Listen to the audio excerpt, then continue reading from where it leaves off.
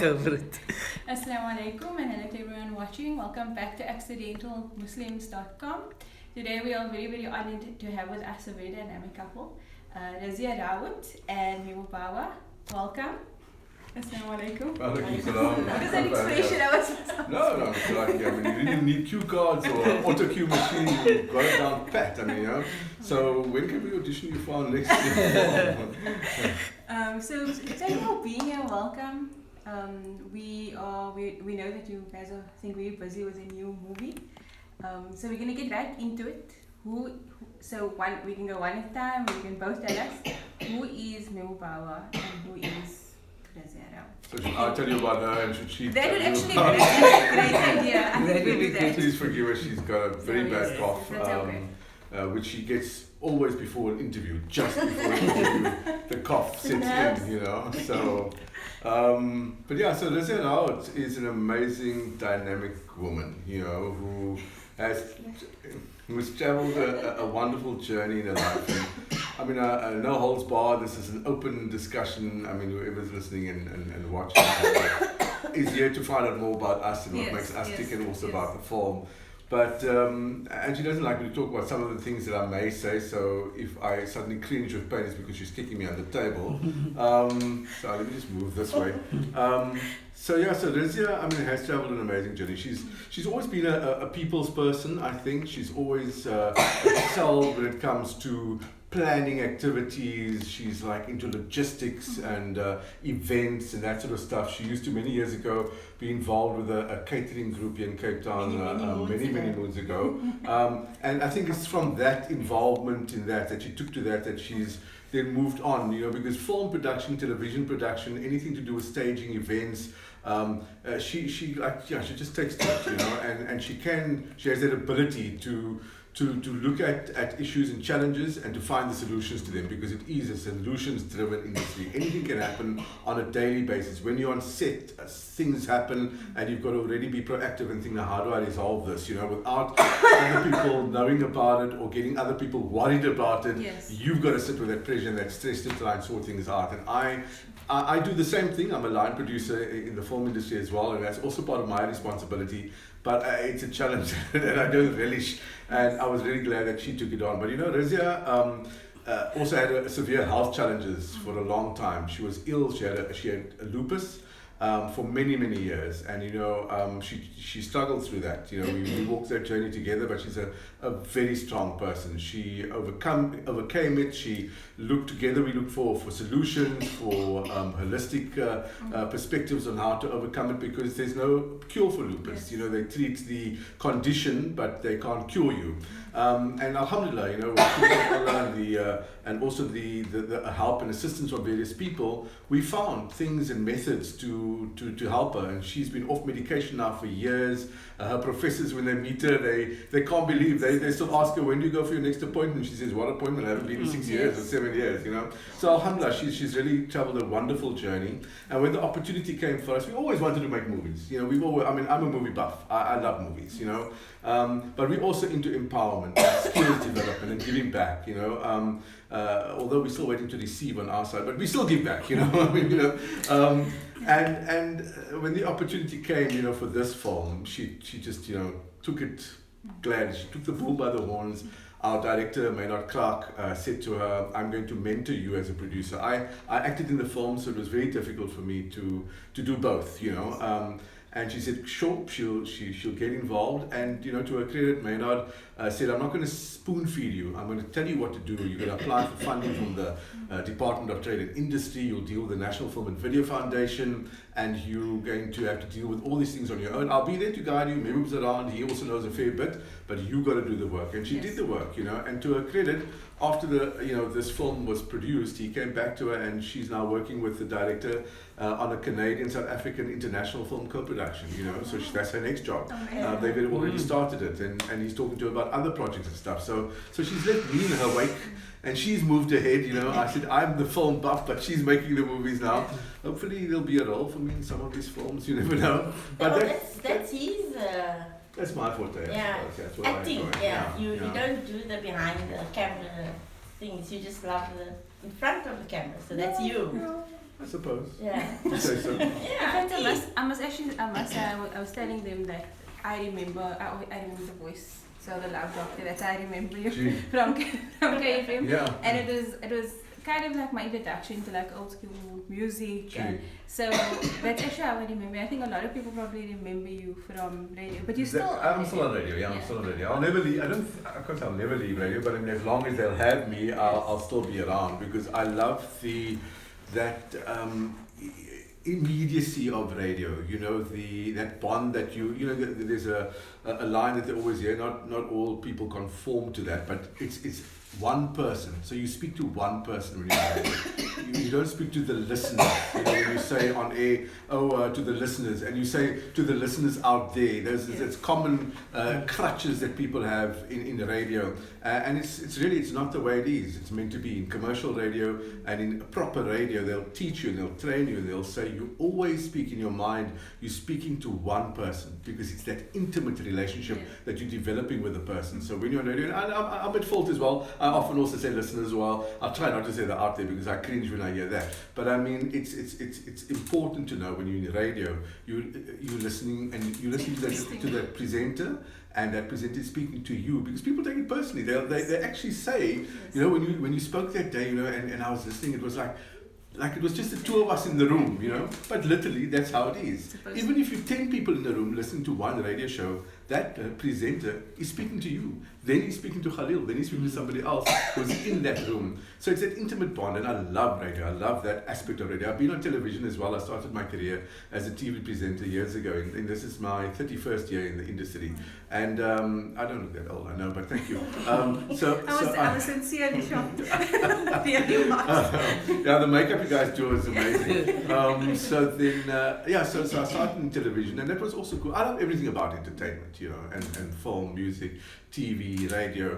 And TV is different. It's very cold. You sit in that studio. It's you and a camera, maybe 2 or 3 cameras. You've got the auto cue. Sometimes you don't.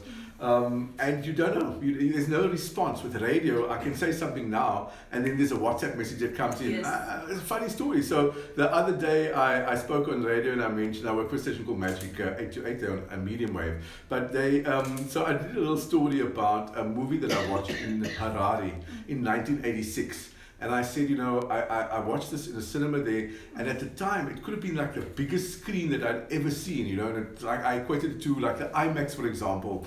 And I said, but I can't remember the name of this movie house, you know. But anyway, and then I moved on and we played some music. Literally 2 minutes later, there was a WhatsApp from a guy called Mike in Suffolk, in the UK, who said, I lived for 5 years in an area called Avondale in Harare. That cinema's called the Vistarama. Wow. I mean, like, go figure, you know. On the radio, I'll talk about, and this is, I mean, I love talking about the good old days, the old days. Like my wife also says, I live in the past, but I like memories and stuff. And he's like, you see, there you go. Don't butt in, it's my story. So anyway, so then I said, yeah, it's our story. Come sit closer. So then I said to on the air, I talk about this shop that we grew up in Claremont. Was the corner of Chichester Road and 3rd Avenue, and it was called Bawa Super and stuff. And people will respond. At every radio station, somebody will send a WhatsApp or an email or something and say, oh, I'm the so-and-so. We lived in Markham Road. We used to come and buy stuff. Yeah. I used to stay in Franklin Road. I used to stay in whatever, and we used to come to your shop. I mean, I remember your parents and stuff. I mean, it's amazing. So that's what I love about radio, and that immediacy and that response that you can get immediately. Like you know, it's a community, like the cafe was. The cafe was part of the community. Yes. Yeah. So before we continue, Razia, maybe tell us. Let's get into the concept of Bhai's Cafe. Bhai's Cafe. But you didn't give her a chance to talk about him. No, but about them. Oh, but he spoke about himself earlier. He did. He did, literally did. Indirectly, but I mean. So let's not talk about Mehboob because we already interviewed him on the podcast. So you want to go to? I'm sure he wants to hear what my parents are saying about Should I wait outside? Can I just say that though, the love doctor sticks with him wherever he goes as love doctor. But some people will still come up to him and ask him, are you still on the West of the Cape? That's wow. I mean, seriously, and that was like 20 years ago, I think, if I'm not mistaken. Yeah. They still ask him, are you are still on the voice of the Cape? So I don't know whether It's the iconic voice. Yeah. It's that, Oh, thank you. Really, I think you can recognize that. It's very distinct. Yeah. Yes. Know your It's not voice. going to be big enough for my head. Yes, So let's go into the movie. Yeah. The idea, the concept. How was it born? Oh, the concept how it was born. I shouldn't tell you how it was born. Okay. But it was a sitcom before. Okay. It became a movie. It was, I think, the concept or the idea started in 2005.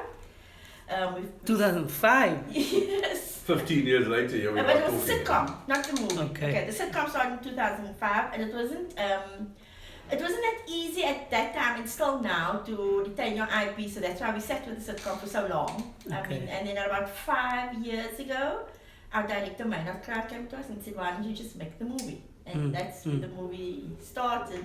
Getting life. Yes. It was a long process, but okay, we sat with the idea for 15 years, but we still did other stuff. It wasn't just like Of course. we had to leave it on the shelf because we didn't want to relinquish the IP. So we Yeah. sat with it. Now, at least now, you own the idea. So without everybody needs to watch the movie, but just tell us like sort of give us sort of a theme. What's the theme of the I mean, movie? there are 4 themes in our Yes. film. Yes. So it's romance, it's family, it's community, and gentrification. Wow. That's the 4 core themes in our movie. Yeah. So Tell them a little bit about this. Yeah. You can No. tell. So I'll tell you a little bit of Okay. the story. No, but It's a coffee. It's a cough bird. So It's a couple. yeah. So those she's 100% correct. So therefore, it was always important for us to focus on themes that we feel are relevant to communities, and also for audiences who are watching the film to resonate with those themes. When we come up with ideas for stories for film or even TV shows, whatever, we produced 2 seasons of a TV show called Living in Ramadan a couple of years ago. And even with our approach to Living in Ramadan, we said, with all due respect to our sheikhs and imams and stuff and things like that, we don't really want to do a show that people have seen before, where there's one person sitting talking to the camera, giving a lecture or whatever about Ramadan, whatever. And I mean, we learn from them as well, which is great, but there are other people doing shows like that. We said, there's a show on SABC3 which is now off now called Top Billing. We said, why can't we do a Ramadan show or a religious show, but using that kind of atmosphere, Top Billing? And people said to us, are you crazy? I mean, what are you going to show? I said, no. So think of Top Billing. Top Billing is always set in some palatial home or a structure that's architecturally, significant or whatever, and then they use that as their studio. So they don't shoot in a studio, they shoot in somebody's house or some amazing location. So why can't we use a mosque as a location?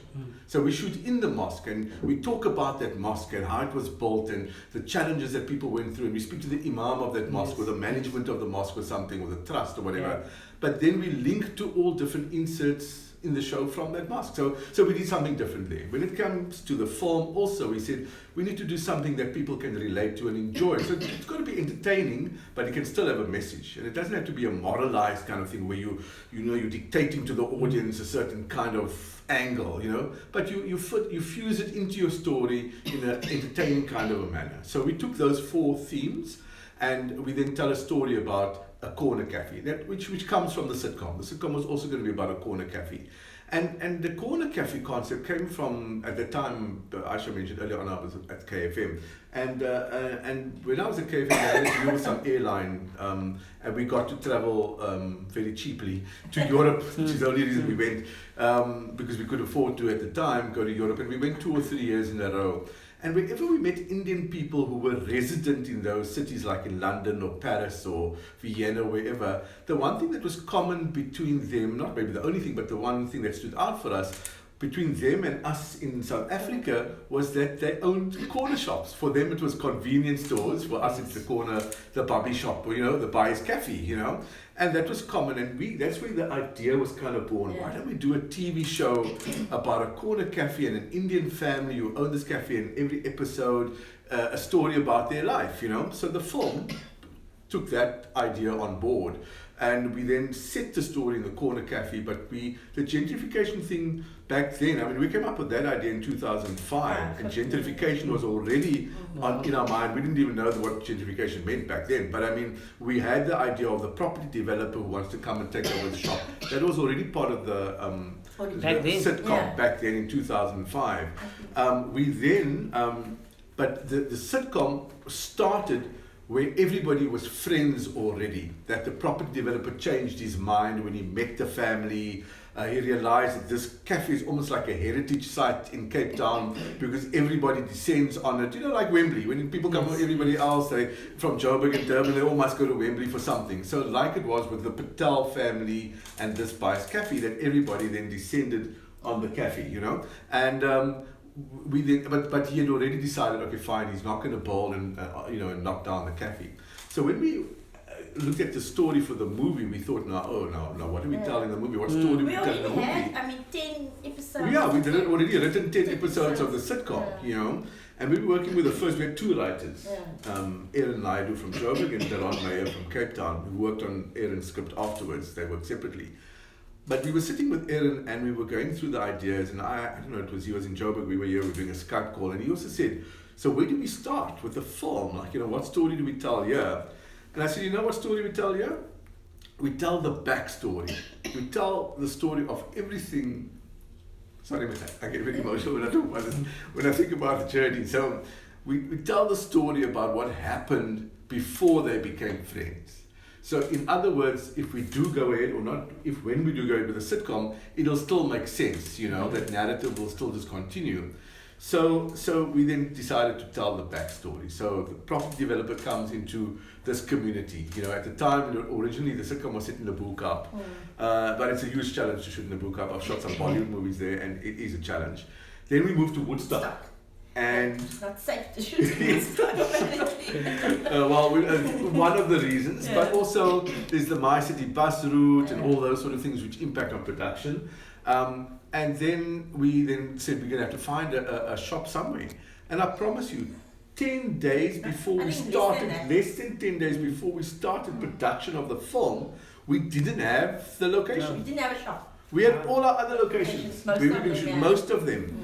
And we still didn't have the shop. We looked in Kensington, we looked in Woodstock again, we went back there, we went to Maitland, we went to Plumstead, to Southfield, to Retreat, Grassy Park, Simonstown, you name it, wherever. I mean, spoke to my dad, they knew about the old cafes and where they were. And a lot of, if you drive in these areas and you'll see what is kind of the facade of a cafe, and you'll think, there's a cafe here, or let's knock on the door. But now there are people staying there. It still looks like they changed it to a home. And then one night, I remember it was a Thursday night, good writer, Shuma night, Maynard, our director, phoned me, very excited, and he said, maybe I found the cafe, I said, where? He says, you won't believe it. I mean, we were driving up and down Wynberg all the time. He said, it's in Wynberg. I don't know how we missed this one. And the best part is this family know your dad and your mom, and they know you. And we're like, okay, he says, be here tomorrow at 8 o'clock, we're going to come back. So myself and Razia, we drive through.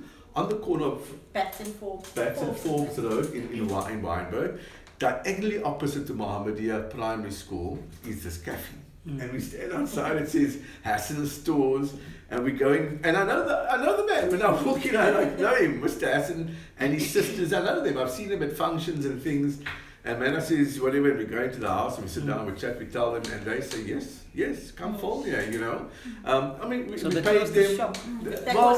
They were supposed to close, They were supposed to close, sorry, have you got the angle? Yeah. I know, when I was back at the SABC on TV, they always said, maybe stop jumping around in your seat, you're too animated. They used to tie my hands under my bum, and I just sit still like this so they could film me, otherwise my hands were all over the place. But nothing's changed. So they closed the shop. So you had to pay. We paid them like any location. They're going to charge you a fee and stuff. But we came to an arrangement with them, and we wanted to be fair, not just to them, but to whoever else we were on the show. And we had the shop for I think 2 weeks. 10 days. 10 days of shoot. Yeah. And then we still had before that we had to go in because the shop ages. So the film is set in the current day, but then there are flashback scenes to the 80s. when the riots were happening. And in 72, when the shop was bought for the first time by the character who plays, or my father in the film, he moved in the first time in 72. So they had to age. So our art department and art director had to go in and change the shop around, so it looked like it was a new shop. Then it gets older and it gets more older, they gave us that permission, and we said we'll change it back to what it looked like before if they want that, and they wanted it to look like what it did. So we changed it back. So it's still operational. So it's still operational. So you can tell them about how they helped us, and they were we really didn't close all the time and stuff. We were really accommodating. I was hardly on set though, but the family was really accommodating. They used to whenever we were there on set, Mo used to serve customers. They used to just walk in. They didn't know we were shooting. I mean, there were cameras and things around. They didn't know we were shooting, but we used to just let them come in, do their thing. So the shop was closed. No, it wasn't officially closed because the shop apparently wasn't too busy. It used to get busy when school comes out, the Mohammedia school comes out. And in the morning when they open. And in the morning when they open. So we used to shoot, we used to only get there at 6 and then start shooting at 7, 7:30. Okay. So by that time I think their business is quiet. And then lunchtime, we were on a lunch break, so they used to be in the shop and carry on with business. So it was a good mutual relationship that we had, and we didn't interfere with them and they didn't interfere with us.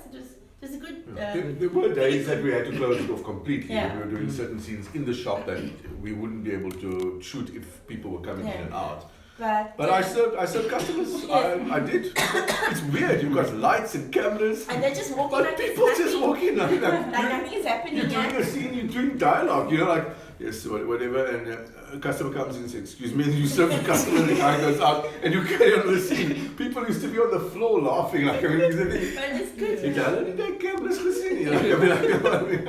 think they do actually see it, but they're oblivious. But it was good. The family was really good to us. And the community. The community, but I'm talking about just now the shop, and they were very understanding, very accommodating. They used to just also come and see, inquisitive, what's happening, how the shoots were and stuff like that. Let's go back a bit, about before the production of the movie. How do you raise funds for the movie? I think that will be interesting. It must be an interesting journey that you can probably write a book on. It's a very challenging journey. It is a challenging journey. And both Razia and I went through that process. We went through it together. She can tell you a bit about it. But when we had the script from the first, we spent 9 months with Aaron Naidu writing the screenplay. And he said from the start, I'm a TV writer, and he's an award-winning TV writer. And he said, but let's tackle this. Let's do this. It will be my first screenplay, and we'll do it. And we did it together. We wrote the story. He then took it from us and gave him the character Bible and everything and stuff. And when we had his drafts, we spent 9 months on the first 9 drafts of the film, and he delivered it to us. And I remember it was probably around about October or so of 2016. And he said, this is what we've got. And he can't now work on it more because he's got other projects coming up. And I said, it's great, we're happy with this. We read it and it was good. Everything was there, but it wasn't cinematic enough. And we said, okay, fine, we don't know what we're going to do. Maynard was working on other films that he was directing at the time. It was still the two of us. And we said, let's take this script and go to business people and see if we can raise maybe some development money. Maybe then we can bring Aaron back in, or maybe another writer or something like that. And we then went to go and see some, who do you knock on the door of your own Indian business people, your own Muslim business people, the people that you know, and you hope that they maybe bite and maybe they'll introduce you to other people. Also, we already knew at that point, Razia knew through her work with Maynard, that if we were going to apply to the Department of Trade and Industry for their Black Emerging Filmmakers Fund rebate, so it's not an investment in your film, it's actually a rebate, and they give you 50% of the budget of your film, about 50%. I think at that time it was a new fund. It was a new fund, yeah. So they said to us, to apply, you must have raised 10% of the budget of your film already, so they can see there is interest from other people and you're not just depending on government for the money. So that was a challenge, and our budget at the time, we were pegging it around, it wasn't cast in stone yet because our script wasn't complete. You can only work a proper budget based on your screenplay. That's how you develop your budget. And it was about 6 or 6.5 million rand at the time. and we had to raise 10% of that. So we went to people, knocked on the doors, had the conversation, and everybody said no. Everybody said no.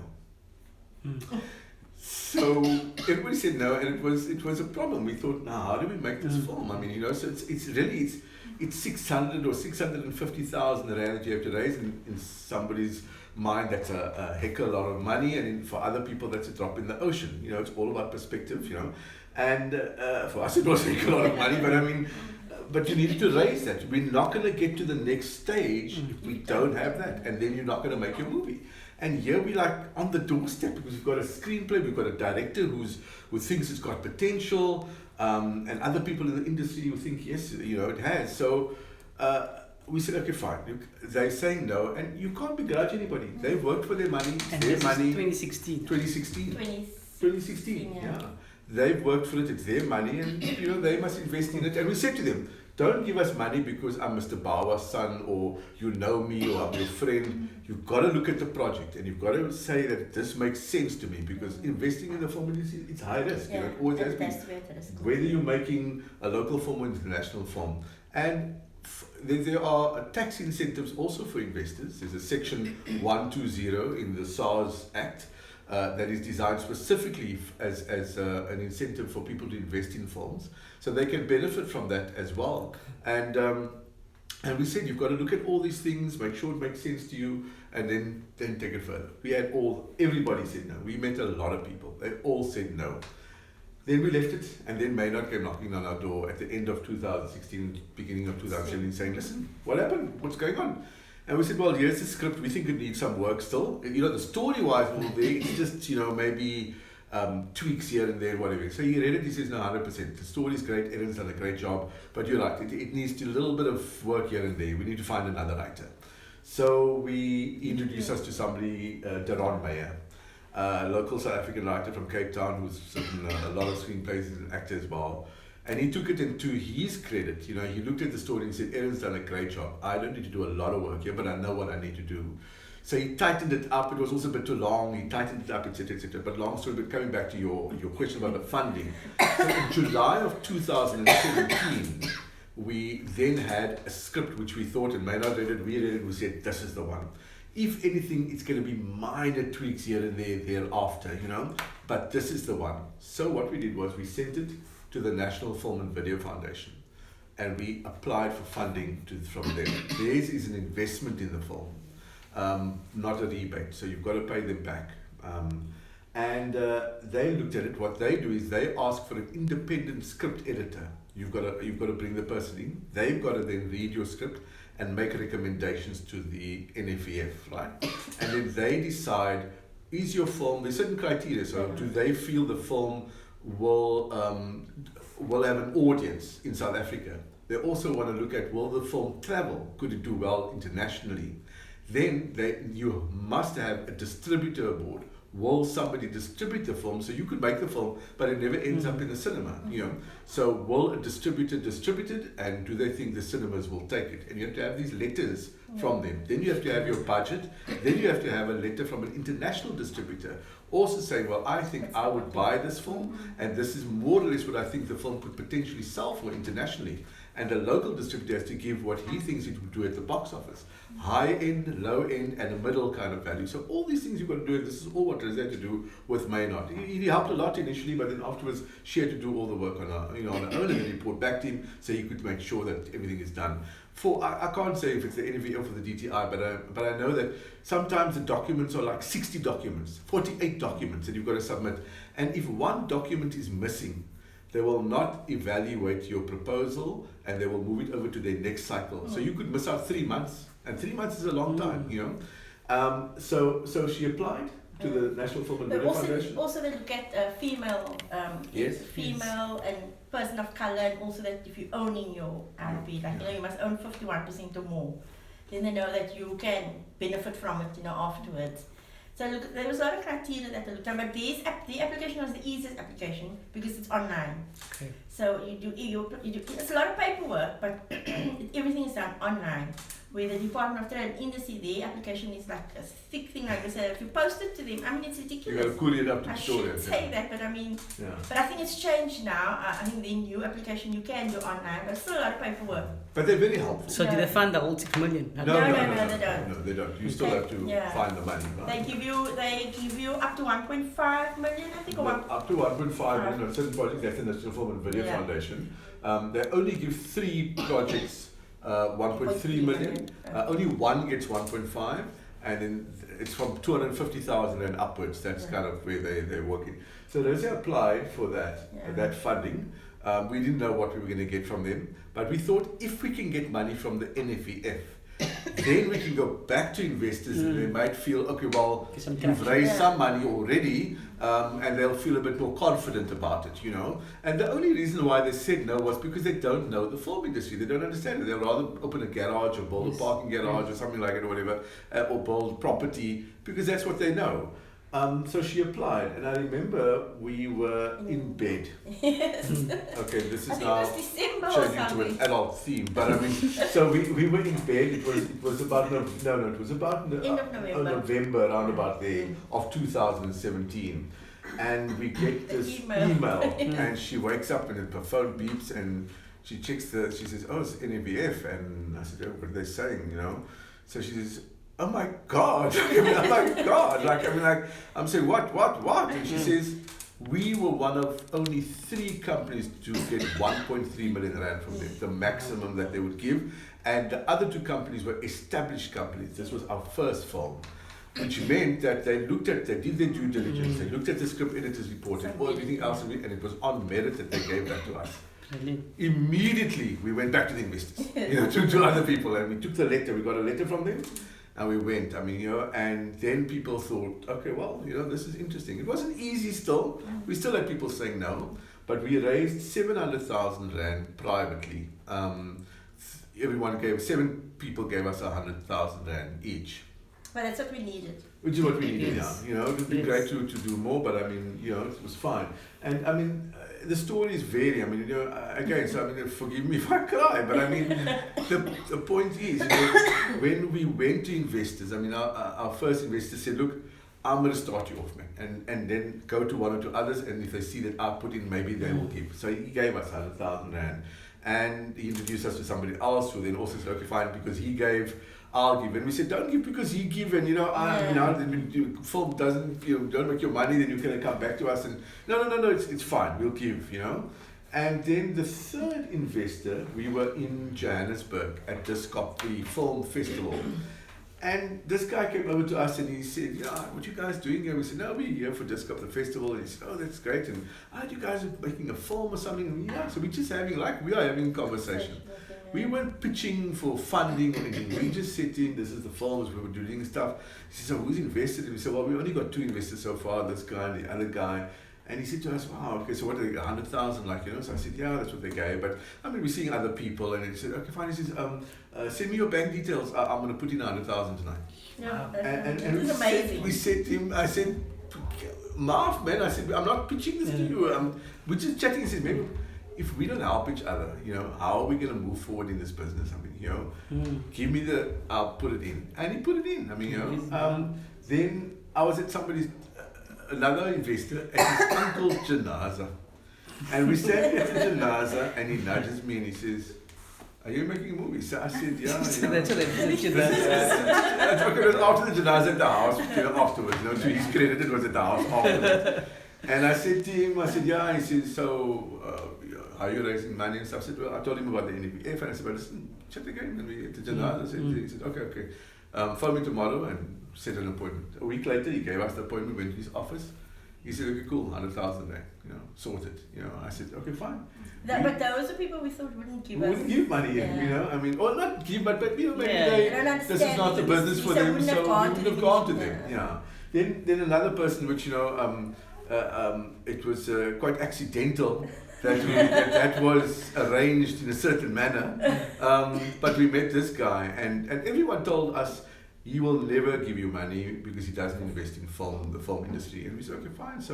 But we approached him. We were at a conference at the Baxter Theatre a couple of years back. And he was on this conference, and I interviewed him. And then afterwards I asked him, and I said, listen, I know you don't invest in films. And he immediately said, who said I don't invest in films? And I said, no, that's just the word going around. So he said, well, you're talking about your films. I said, well, yeah, we've got a project. So he said, fine, no, come and see me. Let's speak to my PA and set up a meeting. Let's see. Customer, that was the easiest sell. 20 minutes later, or 10 minutes later, he said, I'll give you 100,000 rand on one condition. So we said, what's the condition? He says, when there's a profit, or if we break even, I don't want the money. And we said, what do we do with the money? He says, you take that money and you promise me that you'll take that money and you put it in your next production. I don't want the money. And I thought, wow, literally I cried in front of him. I said to him, shukran, and the other guys as well, they were very keen. Then one or two came afterwards, a family came together, a father and his two sons, and they said, listen, we'll give you money. And that I didn't expect, because that we had spoken to him a while ago, never heard from him. It was like literally on the verge of almost going into production. It was a Saturday night, and I get a WhatsApp, and I showed, I said, check this WhatsApp, And they said, look, I've spoken to my family, I'm sorry I took so long to come back to you, but we'll give you 100,000. It was wonderful. So what did this teach you? I was gonna say that. That was the biggest lesson in the process, in this entire process for the guy. I don't know, perseverance. Is it perseverance? I don't know. Or is it don't judge people? Actually, we didn't judge people. We didn't judge people. It's just that people, you get to know people, and you don't think they understand the film business, so you won't ask them for money. And those people came to us and said they'll invest in the film, so that was amazing. Did you ever doubt the idea? Like, oh man, maybe this movie's not that great. Didn't you? No. I never doubted. It may not have happened then or, at this point. But we waited 15 years. 15 years ago we came up with this idea for a sitcom. Yes, but I'm saying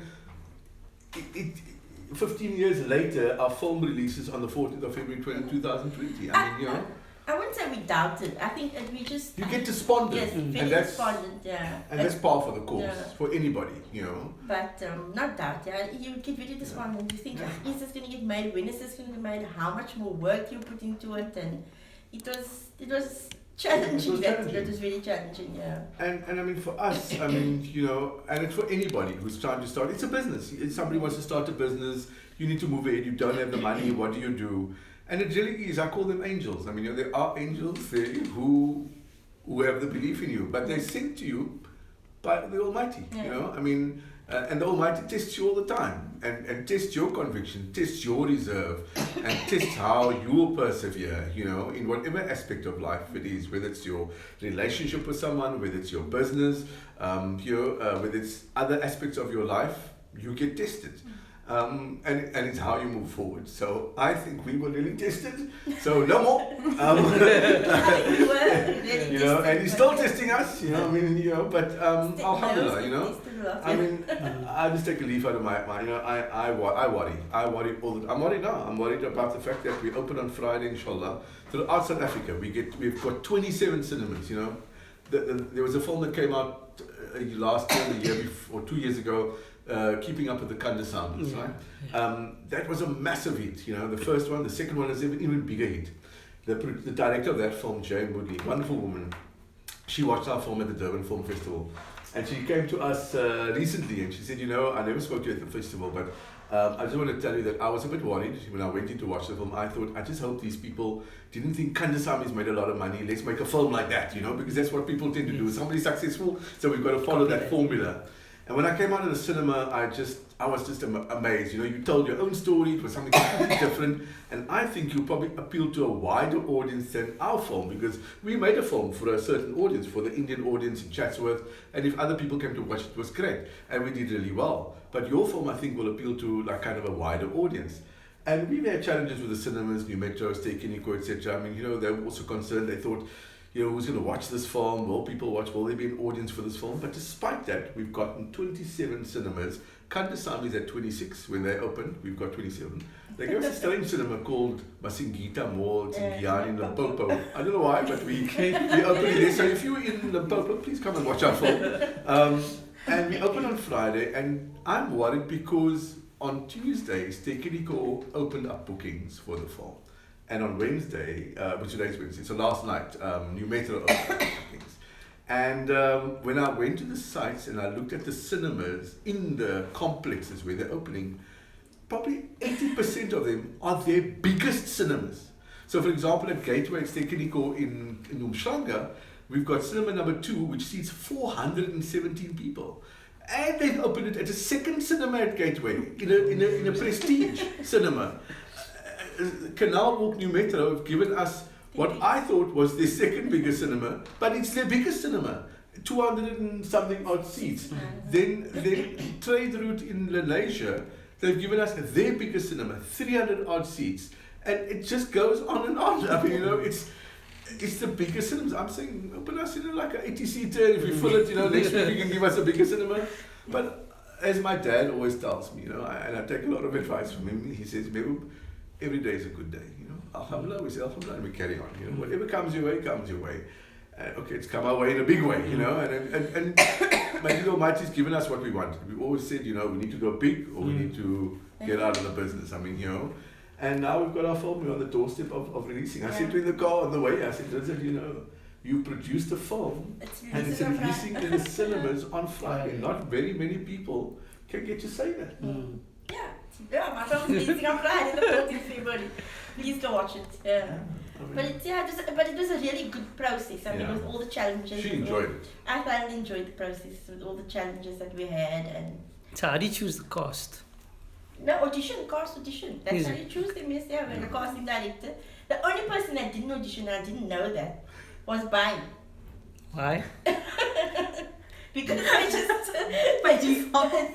they just assumed. But tell them why. Because the director. I wasn't going to play Bhai. The director said no, that he always, when he read the script, he always saw Mehboob as Bhai. Okay. So that's why I didn't audition him. But he should have had audition.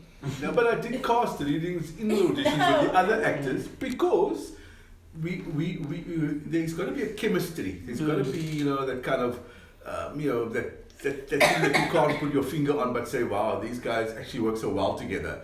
So when we auditioned and we got then kind of our lead cast, we then had to get them all into a room together, and then they read opposite each other to make sure that there is a chemistry. And we were so blessed, with the casting process. I mean, so we had a wonderful casting director, Torsten Vedekant. He's from Joburg. We brought him down. He stayed in Gatesville. We put him up in Gatesville and at Shanti Lodge, and he did the auditions there. Agents were saying, we have to send our actors to Rylands. Where's that? I mean, some people didn't even know where Rylands was. I mean, or Gatesville. We want GPS. We're not so sure where. It's near Guguletu. I mean, Manenberg. I mean, people do want to come out. He said, if you want to be part of this movie, you got to come to the flats. This is where the film was set. And they came, they auditioned, and we flew down some actors from Joburg as well to come and audition. And we had a short list for the lead actors. We had a short list of 3 actors. And that was just because maybe dates clash and then you can't get the actor that you really want. But in our instance, and I say this is really a credit to the pool of acting talent that we have in South Africa, that of all the 3 actors, if, for example, we didn't have actor number 1 available for us and we go to actor number 2, it was never a case of, we're going to settle for this one now, or, we really wanted that one, but now we're going to take this one. Each of the actors brought their A game, and they brought something different to the role. So if it wasn't Suraya as Rashmi, and we had somebody else as Rashmi, that other person would have brought something different to the role. And we would have still benefited from a great performance. So, and across the board, we had that caliber of talent, So the casting process was really great. And Maynard's the kind of director who doesn't like to be prescriptive. He doesn't say,